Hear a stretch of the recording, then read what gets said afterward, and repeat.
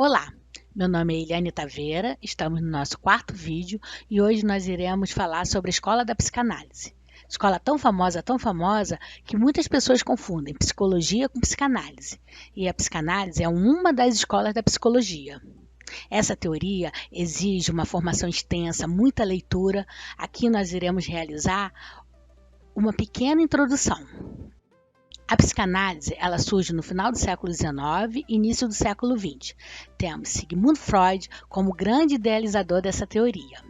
Freud se formou em medicina, se especializou em neurologia e quando inicia o seu trabalho no consultório, ele começa a receber pessoas que não andavam às vezes não falavam, com alguns sintomas, mas que não tinha nenhuma causa orgânica que justificasse esse sintoma.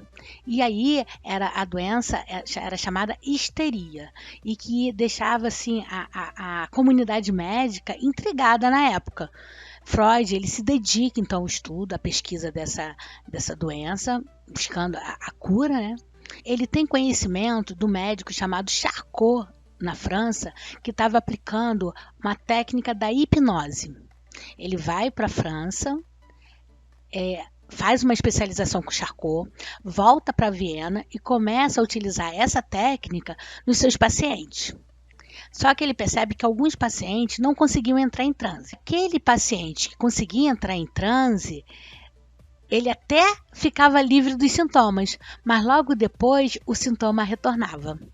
E aí Freud viu que a técnica da hipnose não era uma técnica tão eficaz, mas ele conseguiu mostrar que a causa, né, daqueles sintomas era uma questão da mente, da psique. E aí ele dá início a toda uma construção da teoria, né, onde tem a questão do inconsciente como um ponto central. Freud, né, ele choca a sociedade da época quando ele vem com esse conceito de inconsciente.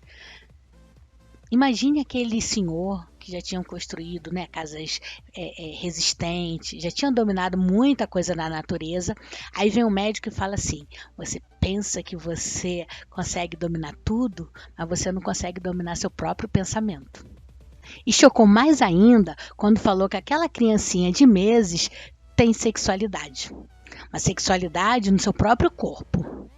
Porque assim, nós sabemos que Freud ele dá muito valor à questão da sexualidade, né, para o sexo, na questão do desenvolvimento humano.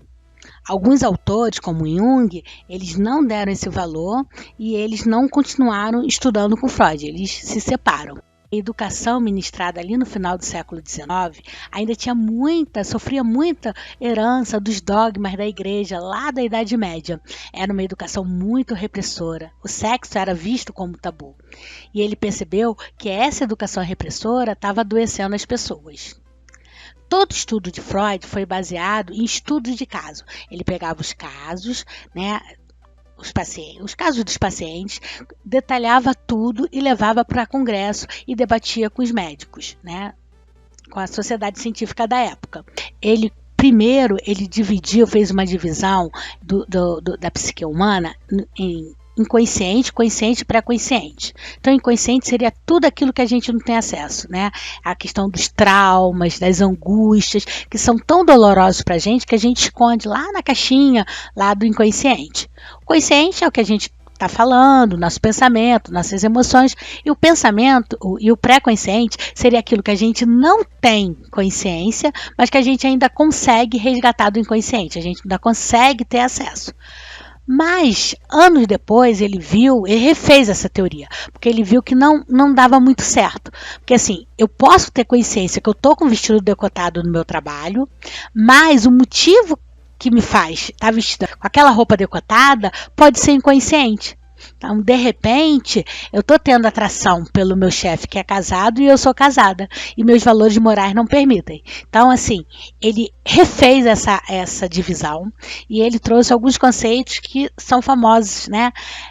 O id, o ego e o superego. A gente está falando aqui dividindo didaticamente, mas na verdade nós somos uma coisa só, né? Não tem aquela divisão ora id, ora superego, não. É uma dinâmica só que faz, né, as nossas ações assim irem acontecendo. Então, assim, o que seria o id? O id seria porque aquele lado animal, porque nós, né, somos animais racionais, mas nós somos animais. E aí Freud percebeu que nós temos esse lado, né, o id, aquela coisa que a gente só quer o prazer, né, sem educação nenhuma, sem cultura, o meu prazer, só meu. Então é o id. Só que a gente vive numa sociedade, né? A gente sofre um processo de educação.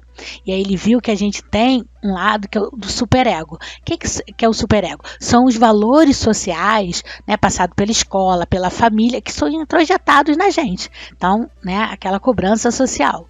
E o ego? O ego seria o grande administrador, né, equilibrando os desejos do id aos valores morais do superego.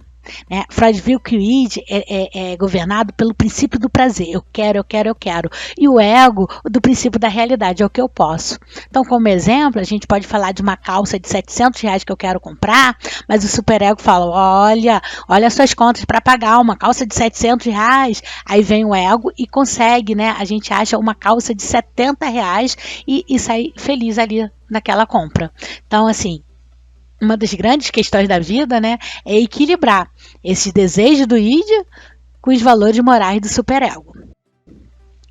E aí Freud, ele também percebe que o inconsciente, a gente só consegue ter acesso a esse consciente por 3 caminhos: a terapia, os sonhos, e aí ele escreve um livro dedicado só ao estudo dos sonhos, e ao ato falho. O ato falho seria um lapso da linguagem, né? Então, assim, eu poderia chegar aqui, em vez de falar oi, eu ia chegar aqui e falar tchau, porque na verdade eu quero ir embora. É o meu inconsciente que conseguiu, né, quebrar essa barreira e colocou esse desejo de ir embora. E aí, em vez de eu falar oi, eu falo tchau.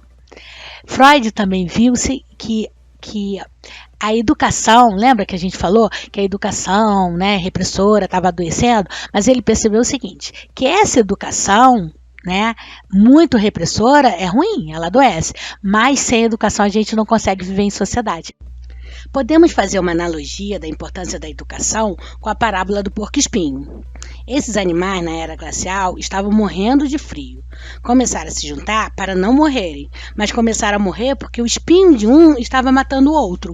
Então eles se juntaram até que o corpo de um aquecesse o outro, mas que o corpo de um não ferisse o outro com seus espinhos.